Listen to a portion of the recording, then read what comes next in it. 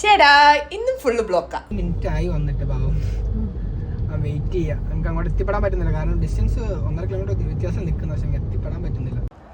ഈ ബ്ലോക്ക് എന്താണ്ടി അങ്ങോട്ടാണെന്നല്ലേ, അതിനുള്ള ഉത്തരം ഇപ്പൊ വരും. അങ്ങനെ ആൻഡോപ്പിനെ കിട്ടി ഗൈസ്, കിട്ടിയിരിക്കുന്നു.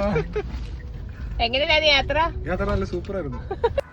അങ്ങനെ ഒരു KSRTC സ്റ്റാൻഡിൽ നിന്ന് കൂട്ടിയിട്ട് ഞങ്ങൾ ബീച്ച് സൈഡിൽ പോയി ചായ കുടിക്കാമെന്ന് ഓർത്ത് ബീച്ച് സൈഡിലേക്ക് വന്നു. അവിടെ കുട്ടിത്തക്കാരത്തിൽ ചെന്നിട്ട് അവിടുത്തെ സൺസെറ്റ് വ്യൂ ഒക്കെ കണ്ട് അമ്മ പോയി ചായ ഓർഡർ ചെയ്യാമെന്ന് പറഞ്ഞു. അങ്ങനെ അമ്മ പോയി ചായ ഓർഡർ ചെയ്തു. എല്ലാ സ്നാക്സും ഒരുമിച്ച് കണ്ടപ്പോൾ ഏതെടുക്കണം എന്നുള്ള ആകെ കൺഫ്യൂഷനായി. പിന്നെ എല്ലാத்தைയും ഞങ്ങൾ ഓരോന്നോരോന്ന് പറക്കിയെടുത്ത് നേരെ സൺസെറ്റ് വ്യൂ ഒക്കെ കണ്ട് ചായ കുടിച്ചിരുന്ന് ഓരോ സോറയൊക്കെ പറഞ്ഞ് ഞങ്ങൾ അവിടെ ഇരുന്നു. അപ്പോഴേക്കും അമ്മൂൻ്റെ കോളേജിലുള്ള അമ്മൂൻ്റെ ക്ലാസ്മേറ്റായ ആഷ് ഞങ്ങളോടൊപ്പം ജോയിൻ ചെയ്തു.